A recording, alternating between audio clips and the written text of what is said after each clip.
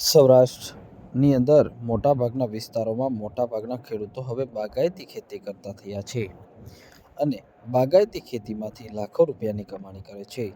હાલ ઉનાળાની સિઝન આવે એટલે કેરી યાદ આવે છે અને અમરેલી, ગીર સોમનાથ, જૂનાગઢ જિલ્લામાં મોટાભાગના વિસ્તારોમાં કેરીના બગીચા એટલે કે બાગાયતી ખેતી કરે છે.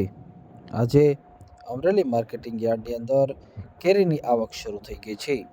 અમરેલી જિલ્લામાં કેસર કેરી અને હાફૂસ કેરીની માર્કેટની અંદર આવક શરૂ થઈ ગઈ છે અને માર્કેટની અંદર વેચાણ પણ શરૂ થયા છે. અમરેલી જિલ્લામાં સરદાર વલ્લભભાઈ ખેતીવાડી ઉત્પાદન બજાર સમિતિ ખાતે કેસર કેરીનો ભાવ 1200 રૂપિયાથી 3000 રૂપિયા સુધી નોંધાયો હતો. આજે 30 ક્વિન્ટલની આવક નોંધાઈ હતી, જ્યારે 20 કિલોનો સરેરાશ ભાવ 2600 રૂપિયા નોંધાયો હતો. તો સાથે જ હાફૂસ કેરીનો ભાવ 2400 રૂપિયાથી 3600 રૂપિયા સુધી નોંધાયો હતો. 7 ક્વિન્ટલની આવક હાફૂસ કેરીની નોંધાઈ હતી અને સામાન્ય એટલે કે એવરેજ સરેરાશ ભાવ 3200 રૂપિયા નોંધાયો હતો.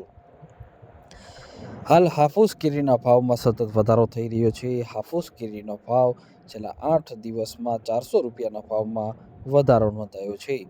તો દર વર્ષે કેસર કેરીનો ભાવ સૌથી મોખરે હોય છે, પરંતુ હાલ કેસર કેરીની આવકની સામે હાફૂસ કેરીની આવક ઓછી છે, જેથી હાલ માર્કેટમાં હાફૂસ કેરીની માંગ વધુ હોવાને કારણે હાફૂસ કેરીના ભાવમાં 400 રૂપિયાનો વધારો નોંધાયો છે.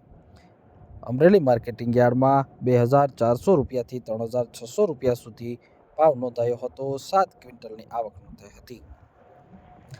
સાથે જ અમરેલી જિલ્લામાં હાલ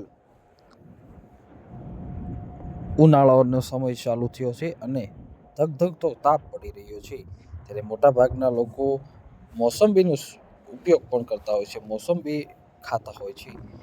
ત્યારે આજે અમરેલી માર્કેટિંગ યાર્ડમાં મોસંબીનો ભાવ 1000 રૂપિયાથી 1400 રૂપિયા સુધી નોંધાયો હતો અને સરેરાશ ભાવ 1300 રૂપિયા નોંધાયો હતો.